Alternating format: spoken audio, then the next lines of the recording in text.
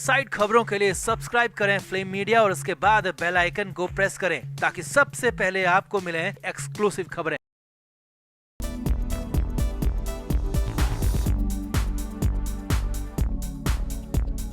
2 नवंबर संजय राउत की सुनवाई का दिन, फैसले का दिन, और इस दिन का राउत को लंबे वक्त से इंतजार था और इसीलिए तो सुबह सुबह ही राउत तैयार हो गए और कोर्ट भी वक्त से काफी पहले पहुंच गए क्योंकि तय समय पर जेल कर्मी उन्हें लेकर आ गए। लेकिन कोर्ट पहुंचते ही संजय राउत के बवाल हो गया, हंगामा हो गया क्योंकि कोर्ट में पहुंचे थे संजय राउत के कई समर्थक जिनके आने से खासा बवाल हो गया और कोर्ट में बेल पर सुनवाई से पहले ही खूब ड्रामा हो गया, जिसके बाद कोर्ट रूम में भी खूब हंगामा हुआ। वहां मुंबई पुलिस भी खासी नाराज हो गई। तो क्या हुआ मुंबई की कोर्ट में सुबह सुबह, कैसे राउत के समर्थकों ने किया हंगामा, जिसके बाद बवाल मच गया, सब कुछ आपको दिखाते हैं, बताते हैं। आप इस वीडियो को शेयर करें और कमेंट बॉक्स में जरूर बताएं कि ये बवाल राउत पर कितना भारी पड़ने वाला है, कमेंट जरूर करें।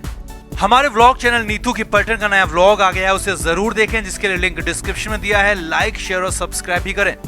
तो संजय राउत के हालात किसी से छिपे नहीं है। संजय राउत जेल के अंदर एक एक दिन नहीं बल्कि एक एक घंटा, एक एक मिनट गिन रहे थे। जेल के अंदर सिर्फ और सिर्फ 2 नवंबर का ही इंतजार कर रहे थे ताकि कैसे भी उनकी बेल पर फाइनल सुनवाई हो और कैसे भी राउत को जमानत मिल जाए। हालांकि पिछली सुनवाइयों में ऐसा कुछ हुआ भी नहीं जिससे कि लगे संजय राउत के पक्ष में फैसला आएगा, लेकिन फिर भी संजय राउत को शायद लग रहा होगा कि इस बार उन्हें बेल मिल जाएगी। लेकिन बेल से पहले ऐसा हंगामा हुआ कि एक बार फिर से उनकी जमानत पर बेल पर भांजी पड़ने वाली है। अब 2 नवंबर की सुबह सुबह संजय राउत जल्दी तैयार हो गए, घर से आए, नाश्ता किया और राउत ने दवा लिया और उसके बाद जेल कर्मियों के साथ जेल की वैन में बैठकर स्पेशल कोर्ट पहुंच गए, जहां संजय राउत की जमानत पर सुनवाई होनी थी। सुनवाई हमेशा की तरह करीब 11 बजे शुरू होती है और जेल कर्मी संजय राउत को लेकर मुंबई पुलिस के साथ सुबह करीब 10:30 बजे के आसपास कोर्ट पहुंच गए।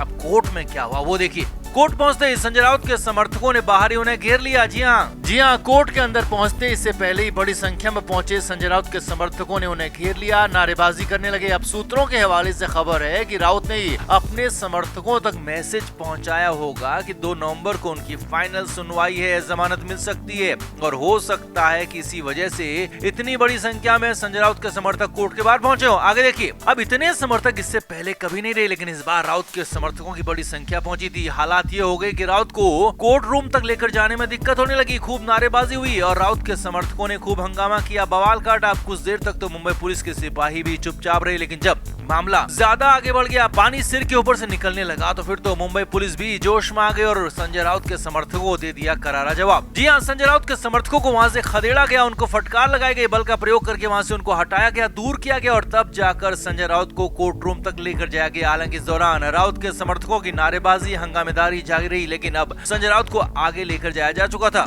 ठीक 11 बजे सुनवाई भी शुरू हो गई और सुनवाई के शुरू होते ही कोर्ट में सबसे पहले यही मामला उठ गया कि कोर्ट में इतना ज्यादा हंगामा क्यों। जी हाँ, कहा तो संजय राउत बेल की सुनवाई, बेल पर फैसला और वो भी उनके पक्ष में फैसला आने की उम्मीद कर रहे थे और कहा उनके और उनके समर्थकों के हंगामे पर सवाल उठने लगा।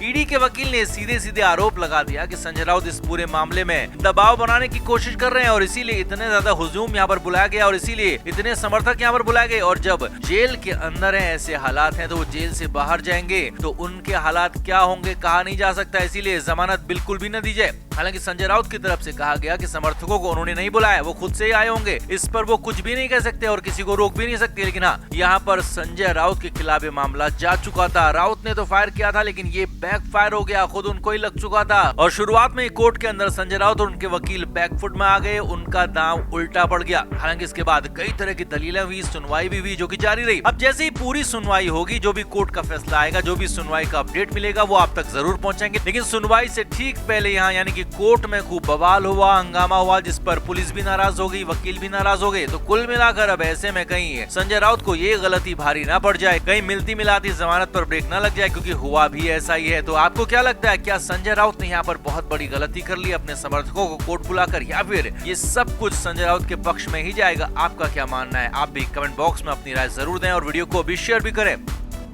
हमारे व्लॉग चैनल नीतू की पैटर्न का नया व्लॉग आ गया है, उसे जरूर देखें, जिसके लिए लिंक डिस्क्रिप्शन में दिया है। लाइक, शेयर और सब्सक्राइब भी करें। तो समीर वानखेड़े वो अधिकारी हैं जिनसे बड़े बड़े कांप रहे थे। मुंबई में, महाराष्ट्र में उन्होंने बड़ी कैंपेन चलाई और यहाँ तक कि कई बड़े नामचीन लोगों को जेल के अंदर डाल दिया। कई बॉलीवुडियों से पूछताछ की क्योंकि उन्होंने गलतियां की थी, लेकिन अचानक समीर वानखेड़े का चेन्नई ट्रांसफर हो गया। मुंबई में नए एनसीबी अधिकारी की एंट्री हुई और अब वही मुंबई के एनसीबी अधिकारी ज्ञानेश्वर सिंह को मुंबई से हटा दिया गया है। जी हाँ, ज्ञानेश्वर सिंह ने समीर वानखेड़े के खिलाफ जांच की थी और अब सबसे बड़ी खबर आपको बता रहे हैं कि वानखेड़े के खिलाफ जांच करने वाले ज्ञानेश्वर सिंह का नॉर्थ इंडिया यानी कि दिल्ली पंजाब जोन में तबादला हो गया है। मुंबई से, महाराष्ट्र से और गोवा से ज्ञानेश्वर सिंह को अलग कर दिया गया, हटा दिया गया है। जी हाँ, समीर वानखेड़े के खिलाफ जांच करने वाले ज्ञानेश्वर सिंह को यहाँ से दूर किया गया है, दिल्ली जोन भेजा गया। आगे देखिए, अब ज्ञानेश्वर सिंह के जाते ही मुंबई में एनसीबी जोनल चीफ की जगह खाली हो गई और सूत्रों के हवाले से बहुत बड़ी कि सबसे बड़ी खबर ये भी आ गई कि समीर वानखेड़े की इस पर वापसी होने जा रही है। जी हाँ, समीर वानखेड़े की मुंबई में बतौर एनसीबी जोनल हेड एक बार फिर से वापसी होने जा रही है और खबर सूत्रों के हवाले से आ गई है और बताया जा रहा है कि अगले 1 या फिर 2 हफ्ते में समीर वानखेड़े की मुंबई में ज्वाइनिंग भी हो सकती है।